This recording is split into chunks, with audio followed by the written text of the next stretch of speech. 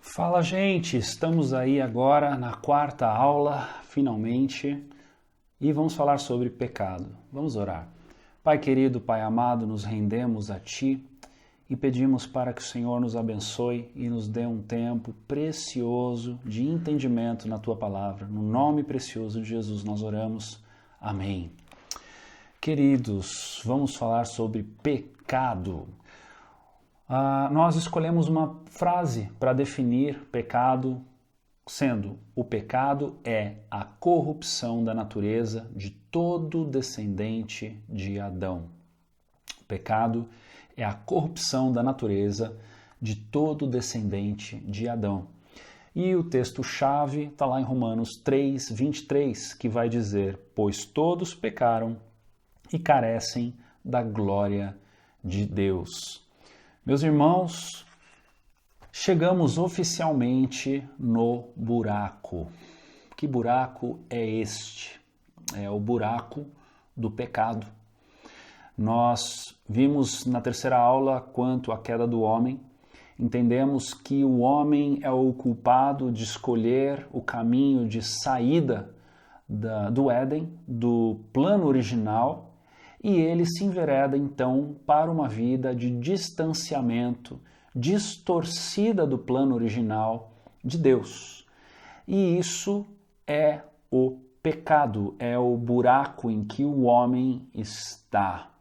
O homem está destituído da glória de Deus, o homem está oficialmente afastado da divindade que o criou. O homem está enfadado a uma vida de miséria, pobreza e morte, de todos os aspectos.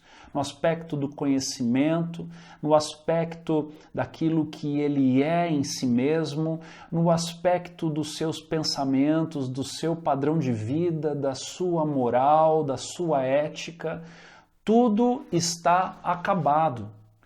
O salário do pecado é a morte. E esta morte o leva de desgraça em desgraça, né? É um abismo que chama o outro.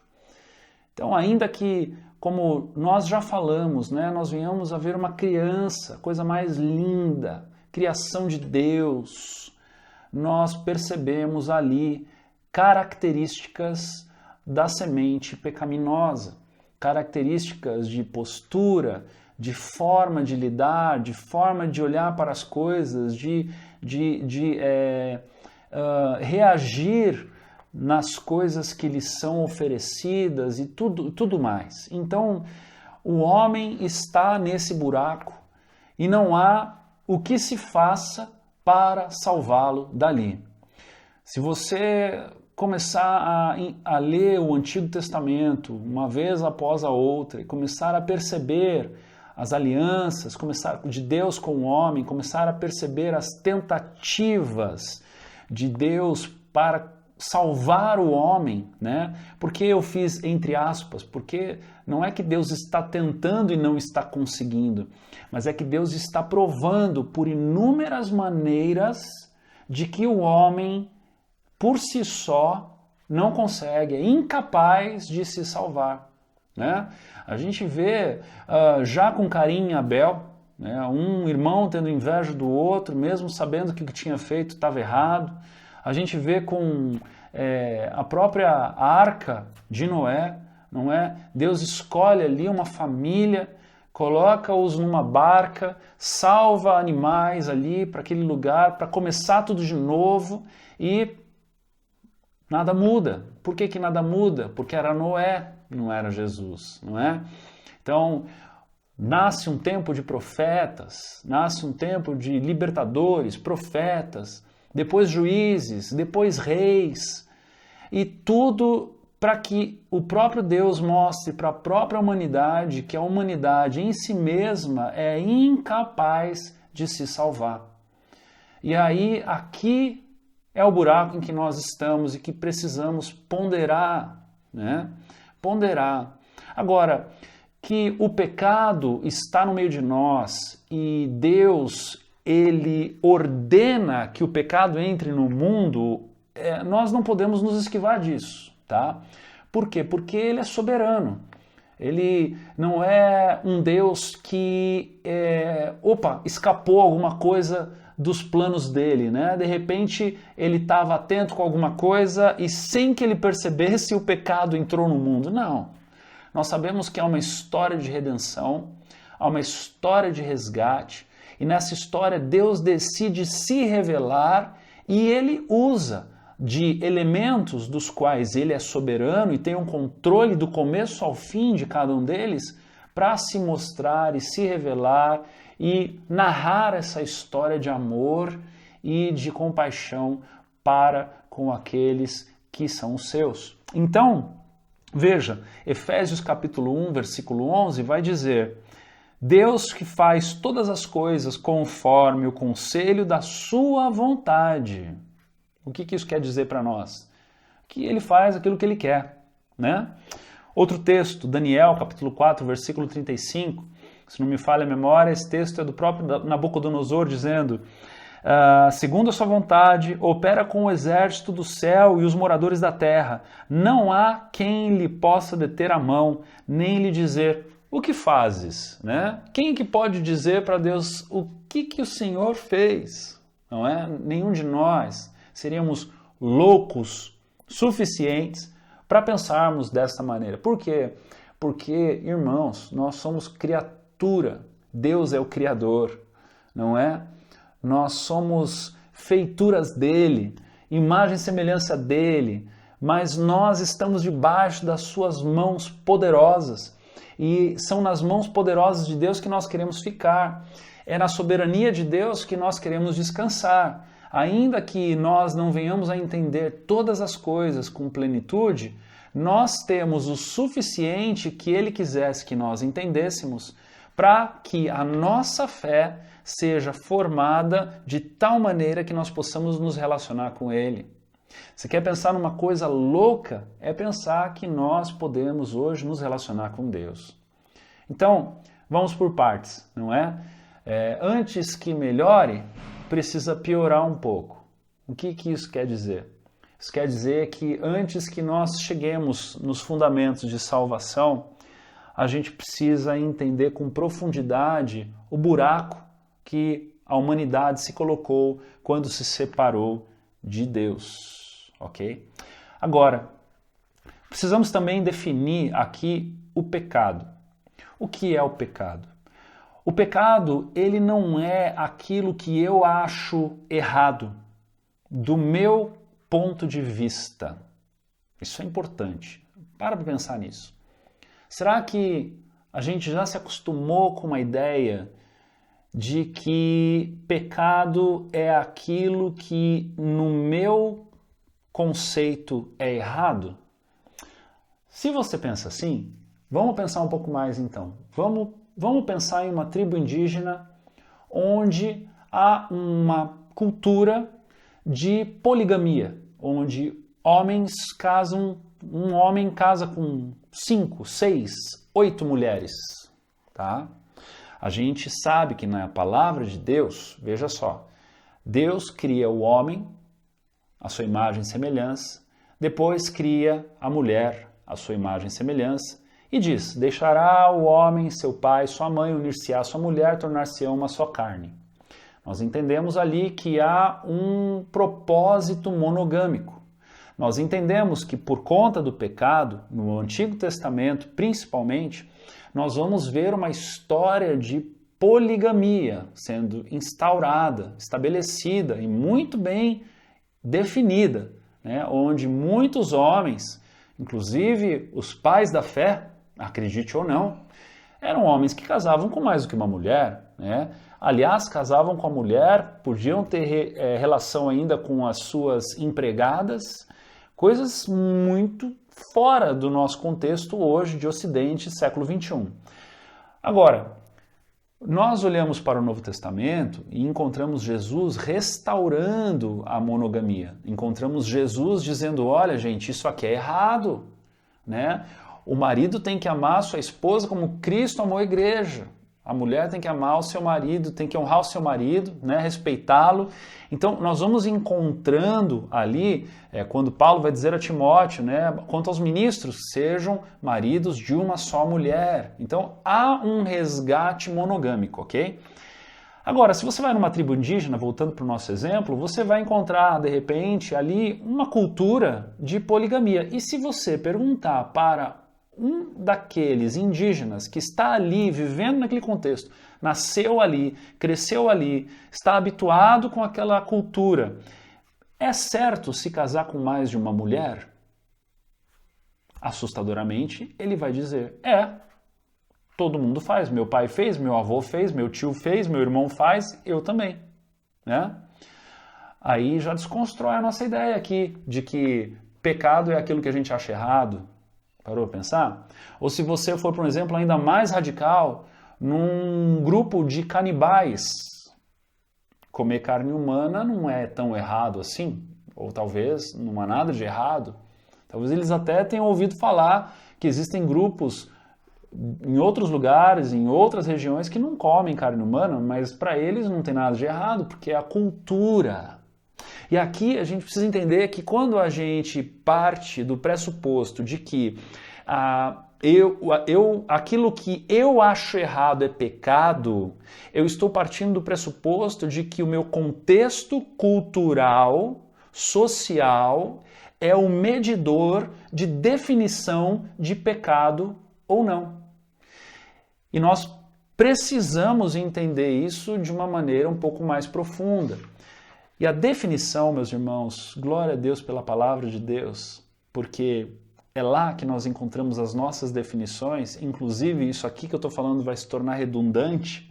Por quê? Porque em 1 João capítulo 3, versículo 4, diz assim, o pecado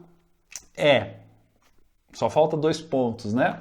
O pecado é a transgressão da lei. Que lei é essa? Da lei de Deus. O pecado é a transgressão da lei de Deus. Então, o que isso quer dizer para nós? Que a definição de pecado está na palavra de Deus.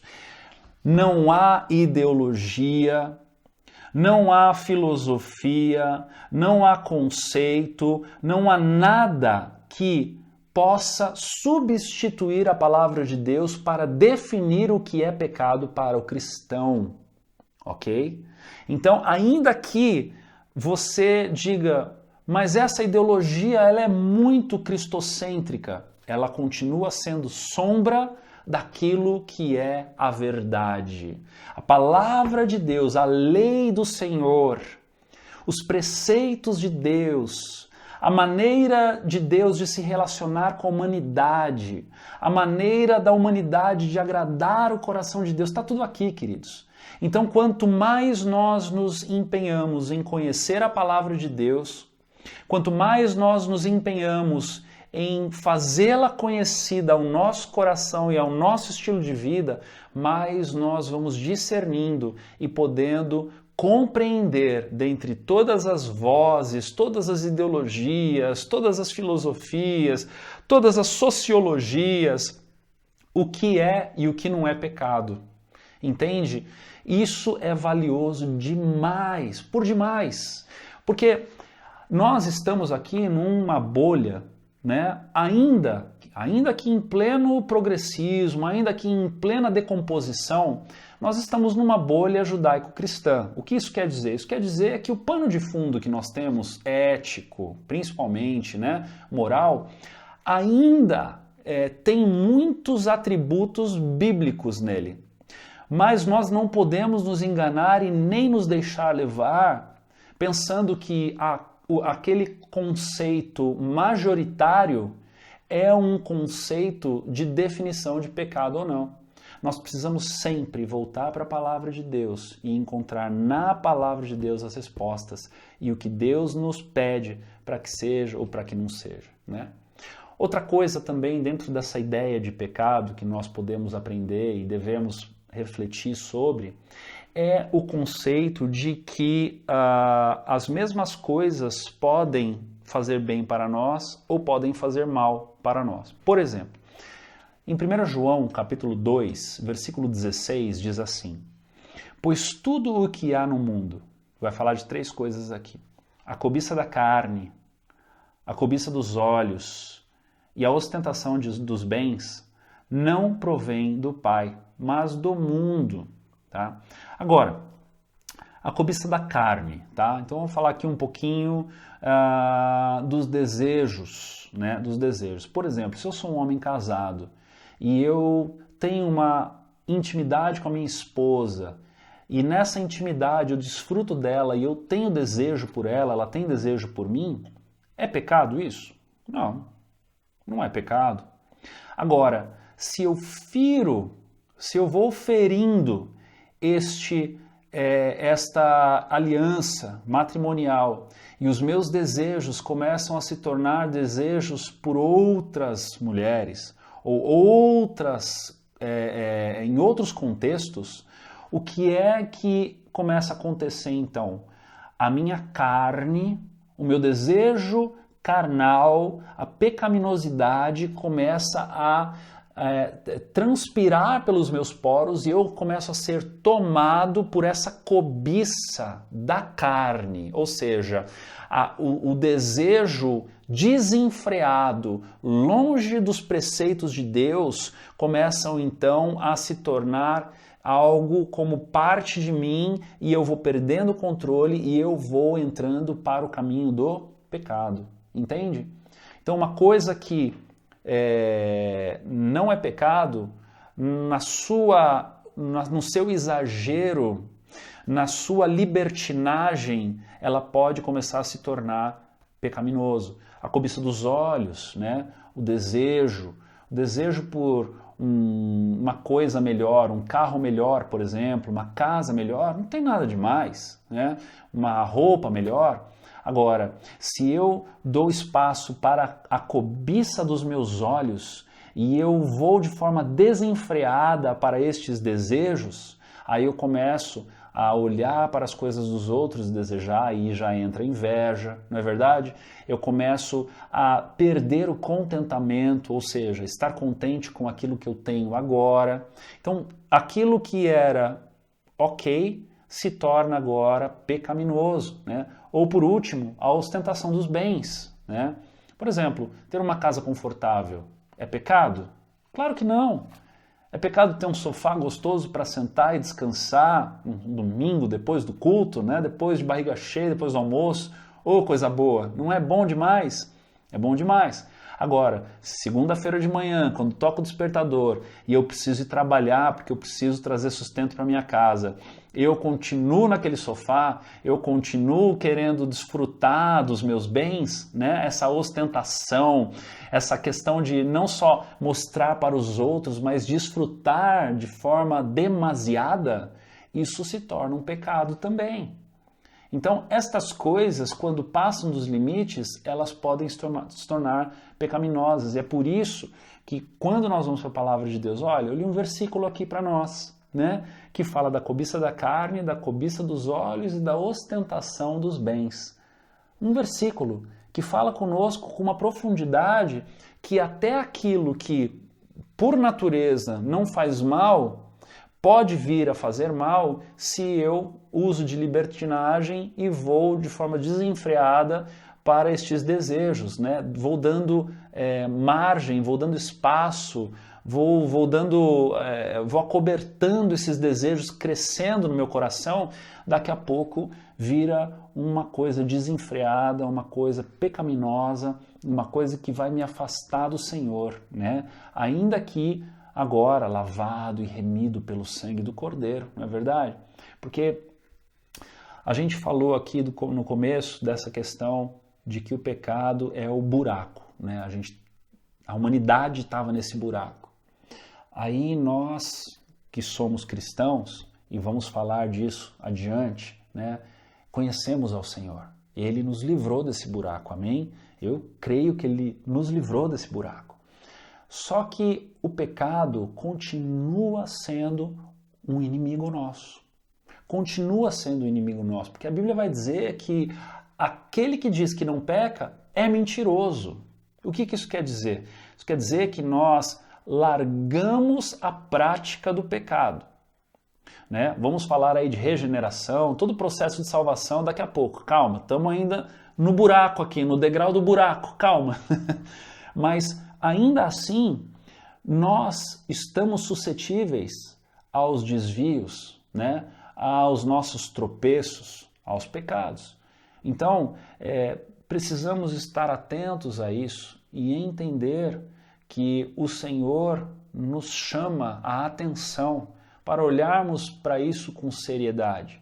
Que ainda que estejamos lavados e remidos pelo sangue do Cordeiro, assim como Romanos, lá pelo capítulo 5, vai dizer, vamos fazer o que então? Vamos abusar dessa graça e pecar mais ainda? É claro que não. Vamos estar atentos, olhando para os nossos passos como passos de homens sábios, de pessoas ponderadas, com sabedoria, com precisão, para que nós possamos cada vez mais nos distanciar do pecado, para que cada vez mais o intervalo de um pecado para o outro seja maior, o tipo de pecado seja menor, para que cada vez mais em santificação, nós vamos falar disso também lá na frente, possa ser de glória em glória, de glória em glória, e aquilo que é do Senhor possa crescer em nós, né?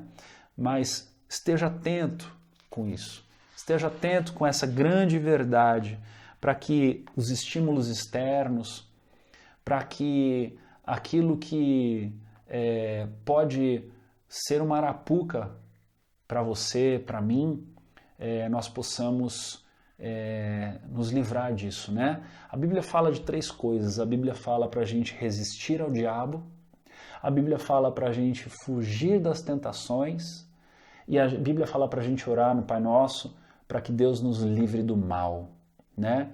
Então, resista ao diabo, fuja das tentações e peça ao Senhor para que Ele te livre do mal, tá bom? E eu quero concluir com uma reflexão de Paulo aos Romanos, capítulo 7, versículo 18, onde diz assim: porque eu sei em mim, isto é, na minha carne, não habita bem algum, pois o querer o bem está em mim, mas não o realizá-lo. Paulo era um homem incrível, que tinha o coração muito quebrantado, um homem que não brincava com a tentação, um homem que não brincava com o assunto do pecado, porque ele sabia da fragilidade que ele tinha para permanecer em santidade, cheio da presença do Senhor, para que a obra de Deus continuasse em vigor através da sua vida. Então, que nós possamos tomar essa reflexão para a nossa vida também e temermos de estarmos tropeçando nos maus caminhos, de estarmos permitindo com que os desejos pecaminosos tomem o nosso coração, mas que, pelo contrário, nós possamos olhar com seriedade para este assunto, entendendo o tamanho do buraco que a humanidade se colocou quando se rebelou de Deus, e que ainda assim, para os salvos, para aqueles que aceitaram a Jesus como Senhor e Salvador, ainda é uma coisa séria para ser observada e temida, no sentido de temendo ao Senhor, né? Que nós possamos então nos desviar do pecado com a consciência, ligados com todas as coisas, para que as setas, os dardos inflamados do inimigo não prosperem em nós, mas que nós possamos ter a mente de Cristo, constantemente nos lembrando de que, meditando na sua palavra, Ele há de nos livrar dessas ciladas de Satanás. No nome precioso de Jesus, que você e eu possamos nos ajudar nessa missão de buscarmos a santificação mutuamente, eu para mim, você para você, mas que juntos nós possamos zelar um pela vida do outro, para que nós, como igreja, filhos de Deus, reunidos no Senhor, possamos então vencer estas batalhas no nome do Senhor e na força do Espírito Santo. Um beijo no teu coração, que Deus te abençoe e até a próxima aula. A próxima aula vai ser mais intensa ainda. O tema é punição. Até a próxima.